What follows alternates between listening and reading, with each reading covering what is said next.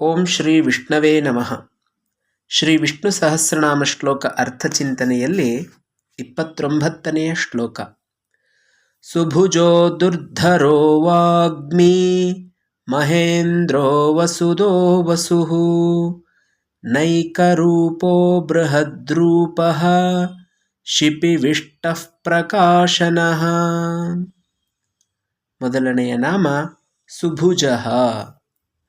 ಶೋಭಾಯಮಾನವಾದಂತಹ ಭುಜಗಳನ್ನು ಉಳ್ಳವನು ಭಗವಂತ. ವಸ್ತುತಃ ಭಗವಂತ ಚತುರ್ಭುಜ, 4 ಭುಜಗಳನ್ನು ಹೊಂದಿದವನು ಅಂತ ನಾವು ಕೇಳ್ತೀವಿ. ಈ ನಾಮ ಹೇಳ್ತಾ ಇದೆ ಸುಭುಜ ಅಂತ. ಅಂದರೆ ಶೋಭನಾಹ ಭುಜಾಹ ಜಗದ್ರಕ್ಷಕಕರ ಅಸ್ಯ ಇತಿ ಸುಭುಜಃ. ಸುಂದರವಾದಂತಹ ಭುಜಗಳನ್ನು ಉಳ್ಳವನು.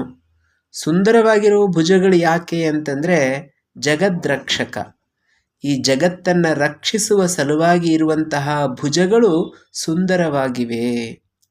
ಇಡೀ ಜಗತ್ತನ್ನು ಭಗವಂತ ಕಾಪಾಡ್ತಾ ಇದ್ದಾನಲ್ಲ, ಹಾಗಾಗಿ ಅವನನ್ನು ಸುಭುಜ ಅಂತ ಹೇಳ್ತೀವಿ. ದುರ್ಧರಃ ಎರಡನೆಯ ನಾಮ. ಪೃಥಿವ್ಯಾದೀನ್ಯಪಿ ಲೋಕೆ ಧಾರಕಾಣಿ. ಆ ಭಗವಂತ ದುರ್ಧರ ಅಂತ ಹೇಳಿಸ್ಕೊಳ್ತಾನೆ. ಯಾಕೆ ಅಂತಂದರೆ ಜಗತ್ತೆಲ್ಲವನ್ನ ಹೊತ್ತು ನಿಂತಿರುವವನು ಅವನು. ಅವನನ್ನು ಹೊತ್ತು ನಿಲ್ಲಲಿಕ್ಕೆ ಯಾರಿಂದ ತಾನೇ ಸಾಧ್ಯ? ಆದ್ದರಿಂದ ದುರ್ಧರ. ಇನ್ನೂ ಒಂದು ಅರ್ಥದಲ್ಲಿ ದುಃಖೇನ ಧ್ಯಾನ ಸಮಯೇ ಮುಮುಕ್ಷುಭಿಃ ಹೃದಯೇ ಧಾರ್ಯತೆ ಇತಿವ ದುರ್ಧರಃ ಅಂತ ಅರ್ಥ. ಧ್ಯಾನ ಮಾಡುವಾಗ, ಪರಮಾತ್ಮನನ್ನು ಕುರಿತು ಧ್ಯಾನ ಮಾಡುವಾಗ ನಮ್ಮ ಮನಸ್ಸು ಅವನಲ್ಲೇ ನಿಲ್ಲಬೇಕಲ್ಲ, ಅದು ದುರ್ಧರ, ಬಹಳ ಕಷ್ಟ ಸಾಧ್ಯ. ಹಾಗಾಗಿ ಧ್ಯಾನ ಸಮಯದಲ್ಲಿ ಮುಮುಕ್ಷುಗಳು ತಮ್ಮ ಹೃದಯದಲ್ಲಿ ಭಗವಂತನನ್ನು ಹಿಡಿದಿಡೋದಕ್ಕೆ ಕಷ್ಟಪಡ್ತಾರೆ. ಆದ್ದರಿಂದ ಅವನು ದುರ್ಧರ ಅಂತ ಕರೆಸ್ಕೊಳ್ತಾನೆ. ಮುಂದಿನ ನಾಮ ವಾಗ್ಮಿ.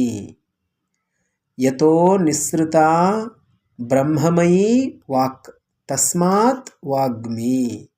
ಆ ಭಗವಂತ ವಾಗ್ಮಿ ಅಂತ ಕರೆಸ್ಕೊಳ್ತಾನೆ.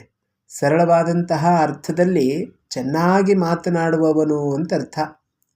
ವಿಶೇಷವಾದಂತಹ ಅರ್ಥದಲ್ಲಿ ಬ್ರಹ್ಮಮಯವಾದಂತಹ ವಾಕ್ ಅರ್ಥಾತ್ ವೇದಗಳು, ಆ ಪರಮಾತ್ಮನ ವಾಣಿಯಿಂದಲೇ ವೇದಗಳು ಹೊರಬಂದಿದ್ದರಿಂದ ಆ ಭಗವಂತನ ಹೆಸರು ವಾಗ್ಮಿ. ಮುಂದಿನ ನಾಮ ಮಹೇಂದ್ರ. ಇಂದ್ರ ಅಂತಂದರೆ ದೇವತೆಗಳ ಒಡೆಯ. ಮಹೇಂದ್ರ ಅಂದರೆ ಆ ಇಂದ್ರನಿಗೂ ಇಂದ್ರನಾಗಿರುವಂಥವನು, ಶ್ರೇಷ್ಠನಾದಂತಹ ಒಡೆಯ.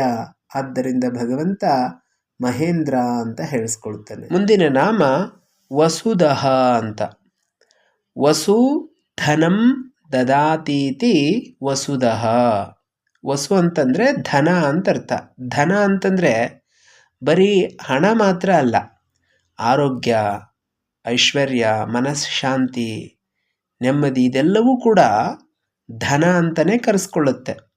ಅದನ್ನು ಭಗವಂತ ಕೊಡ್ತಾನೆ. ಹಾಗಾಗಿ ಅವನ ಹೆಸರು ವಸುದಃ.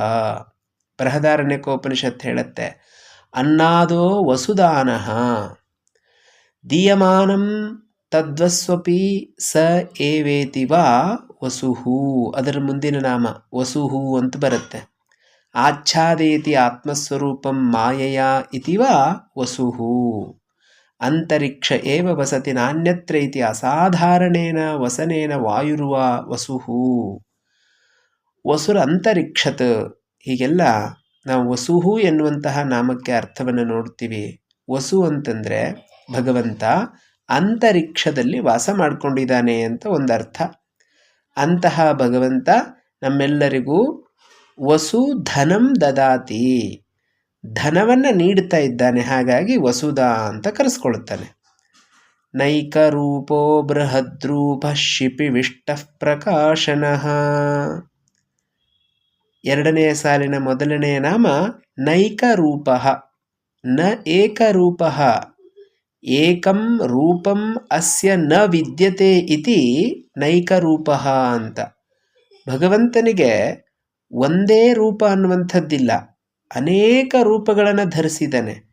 ಪರಮಾತ್ಮ ಎಲ್ಲ ಕಡೆಗೂ ವಾಸ ಮಾಡ್ತಾನೆ ಅಂತ ಹೇಳ್ತೀವಿ, ಎಲ್ಲದರ ಒಳಗಡೆ ಇದ್ದಾನೆ ಅಂತ ಹೇಳ್ತೀವಿ. ಹಾಗಾಗಿ ಪ್ರಾಣಿ, ಪಕ್ಷಿ, ಮರ, ಗಿಡ ಎಲ್ಲದರಲ್ಲೂ ಭಗವಂತ ಇರೋದ್ರಿಂದ ಅನೇಕ ರೂಪಗಳಲ್ಲಿ ಆ ಪರಮಾತ್ಮ ತೋರ್ತಾ ಇದ್ದಾನೆ. ಹಾಗಾಗಿ ನ ಏಕರೂಪ ನೈಕರೂಪ. ಬೃಹದ್ ರೂಪ, ಆ ಪರಮಾತ್ಮನ ರೂಪ ಎಂಥದ್ದು ಅಂದರೆ ಬೃಹತ್. ಬೃಹತ್ ಅಂದರೆ ದೊಡ್ಡದು, ಬ್ರಹ್ಮಸ್ವರೂಪ ಅವನು. ಹಾಗಾಗಿ ಬೃಹದ್ರೂಪ.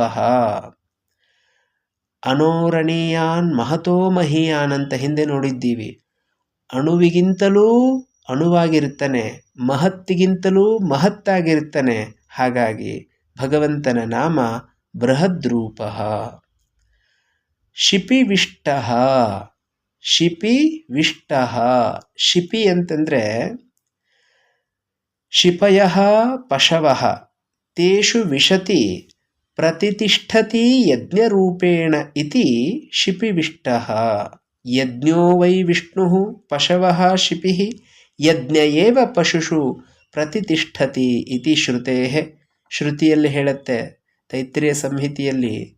ಶಿಪಿ ಅಂತಂದರೆ ಶಿಪಯ ಪಶವಃ, ಜೀವಿಗಳು, ಅವುಗಳಲ್ಲಿ ಭಗವಂತ ಇರುವುದರಿಂದ ಅವನನ್ನು ಶಿಪಿವಿಷ್ಟ ಅಂತ ಹೇಳ್ತೀವಿ. ಶಿಪಯೋ ರಶ್ಮಯ ಅಂತ ಇನ್ನೊಂದು ಅರ್ಥ ಇದೆ. ಶಿಪಿ ಅಂತಂದರೆ ನೀರು ಅಂತ ಅರ್ಥ. ಶಿ ಅನ್ನೋದಕ್ಕೆ ನೀರು ಅಂತ ಅರ್ಥ ಇದೆ.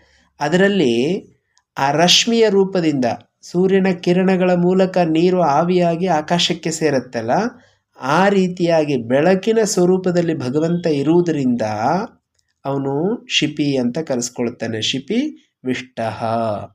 ಪ್ರಕಾಶನಃ, ಮುಂದಿನ ನಾಮ ಇನ್ನು ಸ್ಪಷ್ಟವಾಗಿ ಹೇಳುತ್ತೆ, ಅವನು ಪ್ರಕಾಶನಃ.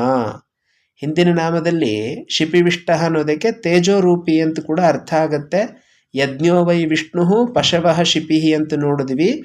ಆ ಭಗವಂತ ನಮ್ಮೆಲ್ಲ ದೇಹದೊಳಗಡೆ ಇರೋದ್ರಿಂದ ಶಿಪಿವಿಷ್ಟ ಅಂತ ಕರೆಸ್ಕೊಳ್ತಾನೆ, ತೇಜಸ್ಸಿನ ರೂಪದಲ್ಲಿರುವಂಥವನು ಅಂತ ಕರೆಸ್ಕೊಳ್ತಾನೆ. ಮುಂದಿನ ನಾಮ ಹೇಳುತ್ತೆ ಪ್ರಕಾಶನಃ. ಪ್ರಕಾಶನಃ ಅಂತಂದರೆ ತುಂಬ ಬೆಳಕನ್ನು ಹೊಂದಿದವನು. ಸರ್ವೇಷಾಂ ಪ್ರಕಾಶನಶೀಲತ್ವಾತ್ ಪ್ರಕಾಶನಃ. ನಾವೆಲ್ಲ ಕಾಣುವಂತೆ ಮಾಡ್ತಾ ಇರುವಂಥವನು, ಎಲ್ಲರನ್ನ ಪ್ರಕಾಶಿಸುತ್ತಾ ಇರುವಂಥವನು, ಎಲ್ಲವನ್ನ ಬೆಳಗಿ ತೋರಿಸುವಂತಹ ಸ್ವಭಾವವುಳ್ಳವನು. ಹಾಗಾಗಿ ಪ್ರಕಾಶನಃ ಅಂತ ಪರಮಾತ್ಮ ಕರೆಸ್ಕೊಳ್ತಾನೆ. ನಾಳೆ ಮುಂದಿನ ಶ್ಲೋಕದ ಅರ್ಥವನ್ನು ತಿಳಿಯುವ ಪ್ರಯತ್ನ ಮಾಡೋಣ. ಧನ್ಯವಾದಗಳು.